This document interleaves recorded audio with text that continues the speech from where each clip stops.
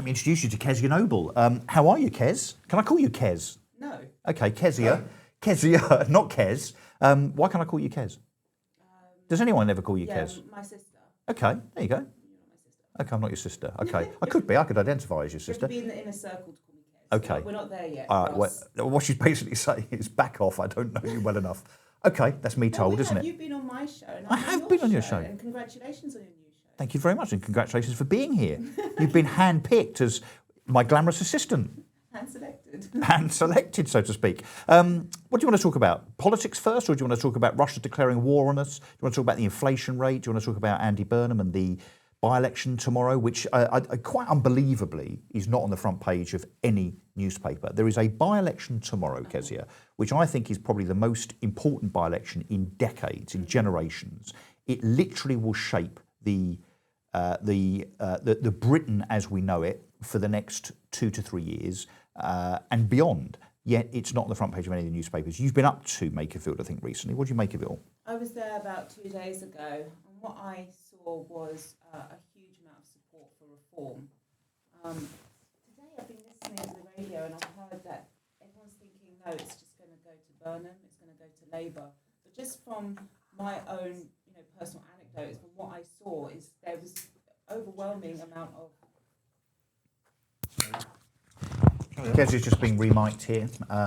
So look, we said there'd be glitches. This is just a minor inconvenience. We are only on show 3. We like all this though, don't we? This character stuff where you see live, real and raw exactly what's happening behind the scenes.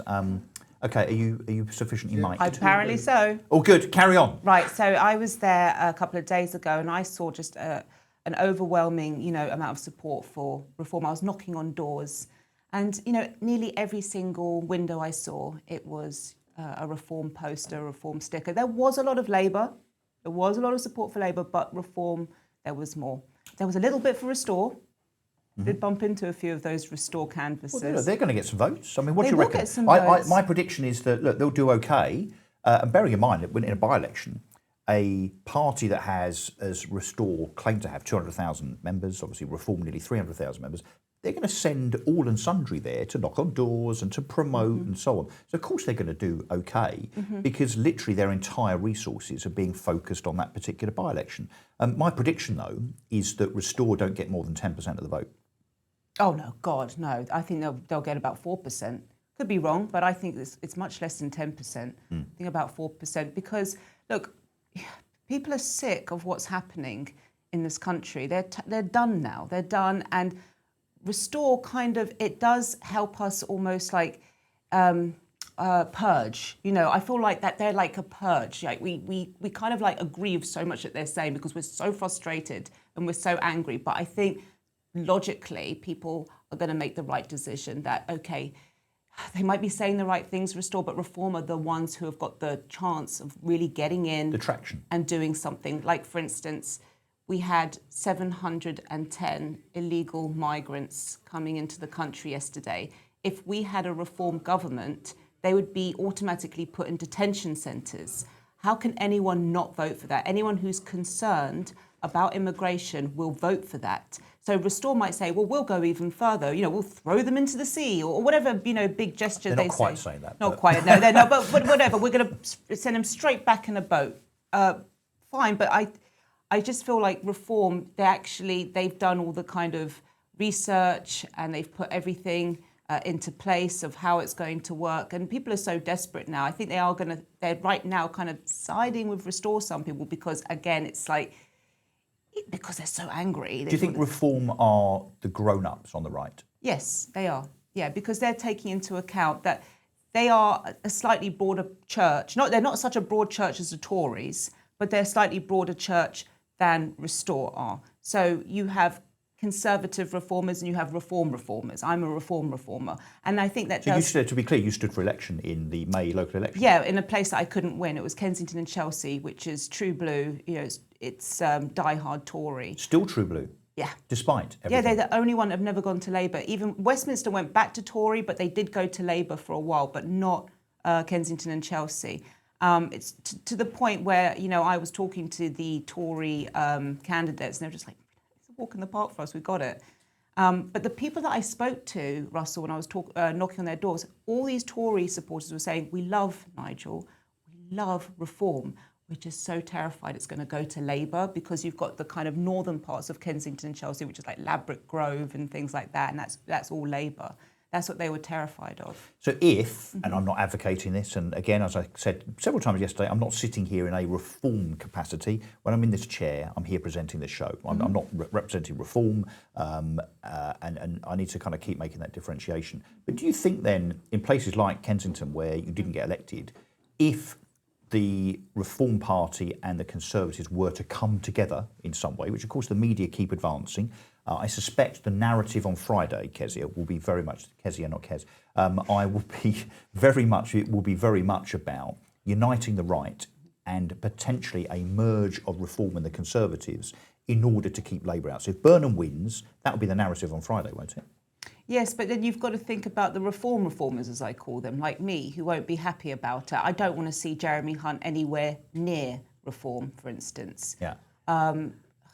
Look, or a list of others. It would help. Yes, it would help places like Kensington and Chelsea. There would be certain areas in the home counties where it would help. It would help reform, but I think it would alienate a lot of the people who are a bit more to the right, but not to the point of restore. Yeah. So do you think restore are further right than reform? Oh God, much more.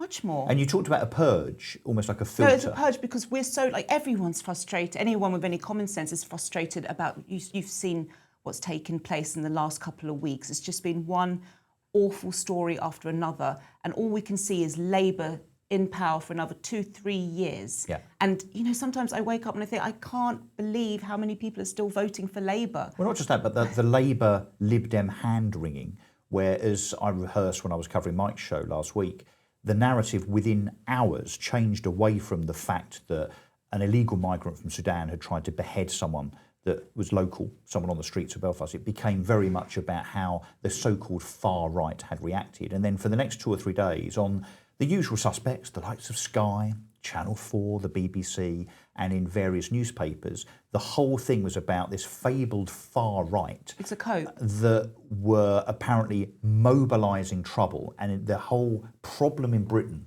is not about illegal migrants. It's not about people that come here, we don't know who they are, and they've got machetes down their tracksuit trousers and they're going to start attacking us and doing nasty things to our women and children. Instead, it's about the reaction by patriotic people like me, a dad with 3 daughters, where I am genuinely frightened about what my kids encounter. I'm glad I don't have daughters right now. Particularly when my daughters, who are 18, 16 and 16, say, I want to go to London on Saturday, Dad. Yeah. And I have this absolute divided view that on the one hand I want them to be independent and have fun and I don't want to mollycoddle them, but at the same time I don't want them to go to London. No. I mean, how terrible that in 2026 we have a capital city and elsewhere, not just London, but elsewhere. Third world. That's third world. There's a savage element, shall we say? Yes, and I'm not saying that to be controversial. No, it's aggressive and it's hostile. And I was telling the police the other day, I said, just walking down the road to my local Sainsbury's, I'm getting bloody palpitations. This is not normal because every time I go in there, there's somebody causing problems.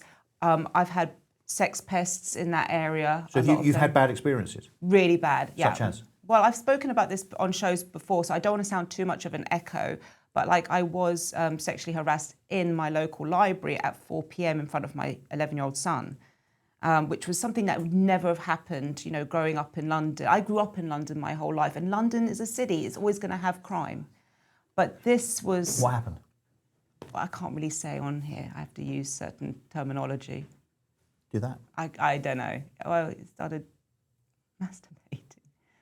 Wow. Yeah, I'm sorry. It's a morning show. I don't think that's an offensive word. Well, as soon as I came in... it's an offensive act if it's in a library at 4 o'clock in the afternoon with kids, with you and your kids. No, there was other kids there. That was the thing. And I had to run out with my son, and my son was like, what's going on? And I remember, because I didn't want to scare, I couldn't tell him. So I was like, I think there was a pickpocket in there. So I was just like, I don't want to live like this. I'm moving. What happened when you called the police? I didn't call the police. Why? I just wanted to get out of there, and I ran. But I should have called the police. Yeah. Would they have done but I anything? have spoken to the police since then, and we listed all our complaints. So I'm moving from that area. I live in a very expensive part of Kensington and Chelsea, and I'm surprised how the house prices, the squalor now has not been reflected in the house prices, which is something me and you have spoken about on my show.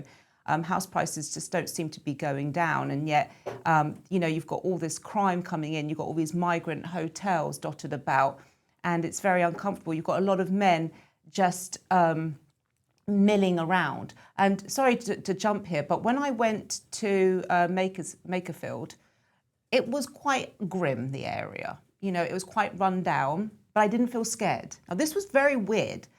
And I was thinking, why? You can see it's not a very wealthy area. It has a bit of, like I said, it's a bit grim, but I didn't feel scared because what I noticed is there wasn't men milling around. Every man that I saw had some sort of purpose of where he was going to. He was walking his dog, he was with his girlfriend, not a lot of unaccompanied men, or he was with his kids. What you see in London is just a lot of men going nowhere, roaming. The other absence, of course, and this is different in Makerfield right now because there's a by-election on, is the police. What I've noticed actually with the police, bearing in mind there are apparently now 145,000 police officers in Britain, more than at any other time. I mean, particularly since Theresa May took 20,000 police off the streets. Mm. But what I think our police have now become is a reactionary force. They're a bit like firemen. So they sit there in their police station waiting for there to be an incident, whether it's a mugging or a It's not car mugging, accident. It's low-hanging fruit they go for, like children kicking a ball about. But my point is that they're sitting there waiting for an incident that they go to, and then they're very quick to give out a crime reference number if you've had your watch or your phone stolen. Yes. But they are not on the streets as a deterrent. I don't see them in my local town. I hardly ever see them in London. And I would just suggest that if the police had a presence, we had more police officers and a presence by way of them being a deterrent to those that are bad and are seeking to do nasty things. But imagine if we saw as many police officers as we do traffic wardens. Yes. We'd all feel very safe. But sorry, just to, there's something that recently happened in my area. We got a letter from the school, and all the schools in the area got the same letter, which was there was a man, he was a migrant. They said he's got a foreign accent, dark skin, didn't know where he's from though, dressed up as a woman, going around with a bag full of toys, going to the garden squares and trying to lure children into a car. Now, one of the parents caught him with an 8-year-old girl, leading her out. Where was this? This was in Kensington and Chelsea, again, one of the wealthiest parts of London, about 2 weeks ago.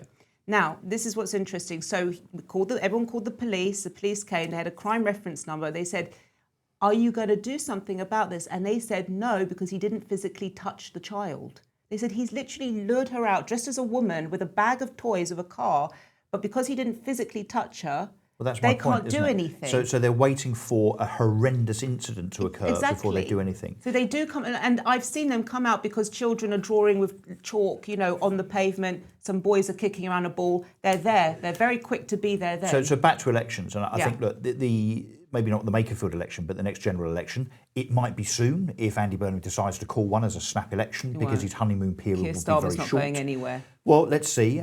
Or the general election will be 2029. I think the election doesn't just get won or lost on the traditional things around, economy and immigration, but very, very much about policing. I think, and I'm not talking about the rank and file police here, I think, those that are employed and put themselves in harm's way for our protection, but actually have to be at the behest of very, very woke chief constables and very woke police and crime commissioners. I feel sorry for the rank and file, but we need a root and branch review of policing in this country to ensure that policemen and policewomen can go back to proper policing by way of being a deterrent, being robust where necessary, without having to fear being called a racist or a bully or whatever. That we have such a woke police force now and such an absence of police on our streets. That is, particularly with the threat from uncontrolled immigration and people coming over on boats that are anonymous, those two things combined are why I don't feel safe sending my kids into London, why you don't feel safe, where you have incidents like that in a library, for goodness sake, and don't even think about ringing the police, because you know why? You know that they're not going to do anything. Because he didn't physically touch me, he touched himself. Yeah, but it's still obscene, it's still offensive, it's still disgusting. Of course, but I'm saying that's what they would probably say to me. They probably say there's nothing we can do, he didn't touch you. Let's change gears. World Cup. Football fan? Arsenal fan. Are you? So not really a football fan at all. I'm just, we're the champions of England. Any Arsenal players playing for England tonight? No clue. I've got no idea. No idea. Probably no idea whatsoever. Declan Rice. Declan Rice. Yeah. Okay, there's a a lot few. of them There's a actually. few. We've got a lot of Okay. English players. So playing Croatia, the funny thing though, because I don't care about football, is the fact that you've got some councils apparently that are seeking to ban streets from putting up England flags, just in case it causes some kind of unrest. What do you think about that? Oh, it's terrible. Put up the England flag. What is this for real? Yep. There are councils, these mainly Labour and Green in the councils? southwest of England, Liberal Democrat mainly, Oh, God. that think that putting up the national flag, our patriotic display of kind of confidence, faith, and pride. Not that pride, small p. No, not so capital do these councils allow the pride flag to? Of course, they proudly show the pride flag outside their town halls. Do they allow the Ukrainian flag? They insist upon it. Do they allow the Palestinian flag? I mean, that must be high up. Well, maybe not outside town halls, but there are lots and lots of towns, streets, and cities of Britain that are festooned with Palestinian Palestinian flags. flag can be very offensive for some people. Yeah, but it doesn't matter, does it? Because we have a two-tier approach to justice and policing. So either you have no flags or you allow all flags. Yes, I know. So there's that. But also something else has been banned that relates to the World Cup. Not alcohol. No, not alcohol. No, far from it. It's 12 quid a pint, actually, tonight, apparently. 12 quid a pint in the stadium, England versus Croatia, That's which is absolutely capitalism outrageous. for you. It makes Kensington pubs seem cheap, frankly. No, it's certain songs. So England fans apparently have been told that they cannot sing offensive songs about the Prime Minister in the stadium tonight. And if they are found to do so, we talk about a kind of attack on freedom of speech, if they do so, they will be ejected and banned from future matches. Now, there's two things there. This sounds very Orwellian, this does. It does, right? There's two things there, right? First of all, the fact that actually you should be able to sing what you like, freedom of speech, particularly in the US, right? They have a First Amendment, which is about preserving the right to freedom of speech, for goodness sake. But also, how do we get to a situation where the Prime Minister of Great Britain is abused for his ineptitude so much, Kezia, that thousands upon thousands of England fans, 5,000 miles away, want to sing that he is, well, let's just say someone that might stand in a library doing a certain thing. So he was, but how are they actually going to monitor this? Like, what happens if they do start singing that? I guess is there some kind Someone's of going to come along, a US jingle police or something? They're going to go like this, if they're the US. We saw this a few days ago. There were very famously and hilariously some American soccer, as they call it, pundits, talking about the songs that were being sung at the friendly, I think, that England played just before the World Cup started. And because they were shouting, I can say this, I think, can't I? Because they were singing, Keir Starmer's a wanker, the Americans don't know what that word means. So, of course, they don't see it as offensive. So they've had to be told, no, it's not a good thing. We're not saying that our Prime Minister is fantastic. We're saying the opposite. How they police it, I don't know. Kezia, we've got to go to the news because I'm going to overrun. We could talk all day. Is Kezia staying or are we kicking her out? You staying? No, I don't know. Oh, okay. You've got to go. I'm so sorry. All right. So sorry. Will you Lovely come back? to be here.